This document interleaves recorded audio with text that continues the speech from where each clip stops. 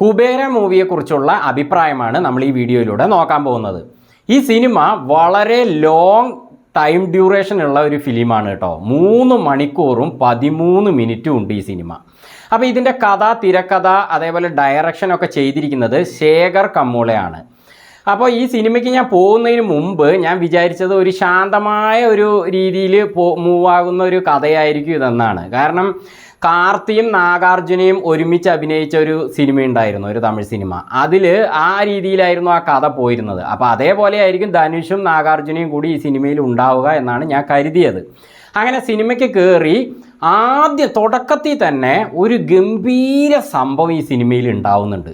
അത് നല്ല ത്രില്ലിംഗ് ഉള്ളൊരു സംഭവമാണ്. അതേപോലെ നമുക്ക് അവിടുന്ന് അങ്ങോട്ട് ഈ സിനിമയിൽ വളരെയധികം പ്രതീക്ഷ നൽകുന്ന ഒരു സംഭവമാണ്. വില്ലന്മാരും ആ ഒരു മാറ്ററും കാര്യങ്ങളൊക്കെ ആയിട്ട് നല്ല രീതിയിൽ തന്നെ സിനിമ തുടങ്ങി. അപ്പോൾ അതിനുശേഷം ഇതിലേക്ക് നാഗാർജുന അതേപോലെ ധനുഷ് കഥാപാത്രങ്ങളൊക്കെ വരാനുണ്ട്. അപ്പോൾ ദീപക് എന്ന കഥാപാത്രമാണ് നാഗാർജുന. അപ്പോൾ ദീപക് ഇതിലേക്ക് എൻ്ററായി.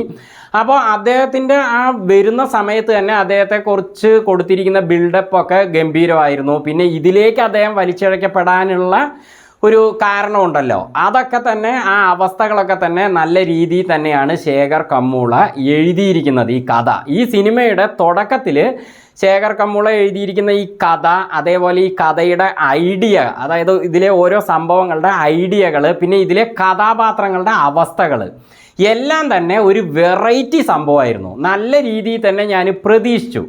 അങ്ങനെ ഇനി ധനുഷ് വരാനുണ്ട്. അപ്പോൾ ധനുഷിൻ്റെ കഥാപാത്രം ദേവയെ ഈ സിനിമയിൽ കാണിക്കുമ്പോൾ ഇങ്ങനൊരു കഥാപാത്രമായിട്ട് ധനുഷ് വരുമെന്ന് ഞാൻ ഒരിക്കലും വിചാരിച്ചില്ല. അങ്ങനത്തെ ഒരു കഥാപാത്രമാണ് ധനുഷ് ഇതിൽ. അങ്ങേരുടെ അവസ്ഥ അതാണ്.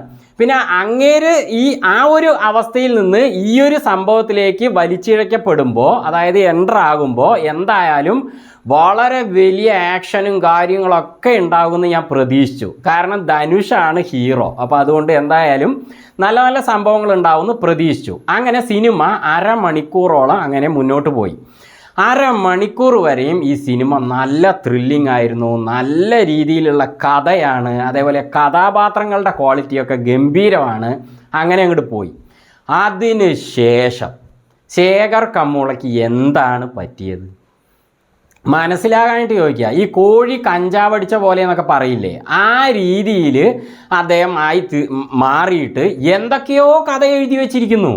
അവിടുന്ന് അങ്ങോട്ട് 2.25 മണിക്കൂറോളം സിനിമയുണ്ട്.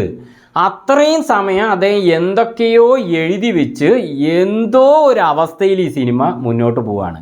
അപ്പം നാഗാർജുനയുടെ കഥാപാത്രം അരമണിക്കൂറോളം ദീപക് കഥാപാത്രം നന്നായിരുന്നു. അതിനുശേഷം അതും പോക്കായി. പിന്നെ നാഗാർജുനയുടെ കഥാപാത്രത്തിൻ്റെ അവസാന ഭാഗങ്ങളൊക്കെ കുറച്ചൊക്കെ നന്നായിരുന്നു. ആക്ഷനും കാര്യങ്ങളൊക്കെ കുറച്ചൊക്കെ നന്നായിരുന്നു. ധനുഷിൻ്റെ കഥാപാത്രം എന്താ പറയുക, ധനുഷ് ഒരു ഡയറക്ടറാണ്, സിംഗറാണ്, നല്ല ആക്ഷൻ ഹീറോയാണ്. അപ്പോൾ ആ ഒരു അവസ്ഥയിൽ അദ്ദേഹത്തിൻ്റെ കയ്യിൽ ഈ ഒരു കഥ ലഭിക്കുമ്പോൾ, അദ്ദേഹത്തിൻ്റെ കഥാപാത്രത്തെ അദ്ദേഹം വായിക്കുമ്പോൾ ഇത് എങ്ങനെ വരും എന്ന് അങ്ങേർക്ക് അറിയില്ലേ. എനിക്ക് തോന്നുന്നത് ഇത് നന്നായി വരുമെന്ന് കരുതിയിട്ട് ചെയ്തതാവും. ധനുഷിൻ്റെ കഥാപാത്രം ആകെ തൊലഞ്ഞു ഈ സിനിമയിൽ, അങ്ങനെ വേണം പറയാൻ. കാരണം അതിൽ നിന്ന് ഒരു ട്രാൻസ്ഫോർമേഷനും അദ്ദേഹത്തിന് ഈ സിനിമയിൽ തുടക്കത്തിലുള്ള അവസ്ഥയിൽ നിന്ന് മാറുന്നില്ല. ആക്ഷൻ ഈ സിനിമയ്ക്ക് മസ്റ്റാണ്. കാരണം ആക്ഷൻ ഫിലിമാണ് ഇത്. ഇതിൻ്റെ തുടക്കം അങ്ങനെയാണ് തുടങ്ങുന്നത്. അതുകൊണ്ട് തന്നെ നല്ല ആക്ഷൻ പ്രതീക്ഷിച്ചു. ആക്ഷൻ എന്നൊരു സംഭവം തന്നെ നിങ്ങൾ സിനിമ കണ്ട് മനസ്സിലായിക്കോളൂ എന്താ അവസ്ഥ എന്നുള്ളത്. ഒരു സുഖമില്ലാതെ ശേഖർ ഈ കഥ എഴുതി ഡയറക്റ്റ് ചെയ്തിരിക്കുകയാണ്. തുടക്കം നന്നാക്കിയിട്ട് അവസാനമാകുമ്പോഴേക്ക് ഇപ്പോൾ വരുന്ന കുറേ സിനിമകൾ ഇങ്ങനെയൊക്കെ തന്നെയാണ്. തുടക്കം നന്നായിരിക്കും, പിന്നെ അതിനൊരു അറ്റം അങ്ങോട്ട് കൂട്ടിമുട്ടാൻ ഇവർക്ക് കഴിയാത്ത രീതിയിൽ കഥ എഴുതുകയാണ്. ഇപ്പോൾ റോന്ത് സിനിമ ഞാൻ കണ്ടു. അതിൽ ദിലീഷ് പോത്തൻ്റെ കഥാപാത്രം ഗംഭീരമാണ്. അതേപോലെ അതിലെ പോലീസിൻ്റെ ആ ഒരു അവസ്ഥകൾ, നൈറ്റ് പട്രോളിങ്, അതേപോലെ റോഷൻ മാത്യുവിൻ്റെ കഥാപാത്രമൊക്കെ ഗംഭീരമാണ്. പക്ഷെ കഥയോ അവസാനം ആക്കിയപ്പോഴേക്കും എങ്ങനെയൊക്കെയോ അവസാനിപ്പിച്ച് കൊളാക്കി വെച്ചു. അതേപോലെ വ്യസന സമേതം ബന്ധുമിത്രാദികൾ, ഈ സിനിമ നല്ല ചിരിക്കാനുണ്ട്. പക്ഷേ സിനിമയുടെ തുടങ്ങുമ്പോഴുള്ള മാറ്ററിൽ നിന്ന് അവസാനമാകുമ്പോഴേക്ക് ആ മാറ്റർ എന്തായെന്ന് കാണിക്കുന്നില്ല. ഒരു കാറ് പോയിട്ട് പാറയുടെ മേലെ നിൽക്കുന്നുണ്ട്. അതോടെ ആ ഒരു മെയിൻ മാറ്ററിൽ നിന്ന് ഇവർ പോയി വ്യതിചലിച്ചു. ഇങ്ങനെയൊക്കെ എങ്ങനെയാണ് ഈ ശരിക്കും പറഞ്ഞ ഒരു സിനിമ എടുക്കുമ്പോൾ, കഥ തുടങ്ങുമ്പോൾ അവസാനമാകുമ്പോഴേക്ക് അതൊക്കെ കലങ്ങി തെളിഞ്ഞ് നല്ല രീതിയിൽ അവസാനിക്കണ്ടേ? അങ്ങനെ ഒരു സംഭവമേ ഈ സിനിമകളിലൊന്നുമില്ല. ഇപ്പം ഞാൻ ഈ കണ്ട സിനിമയിലെങ്കിലും ഉണ്ടാവുമെന്ന് പ്രതീക്ഷിച്ചു.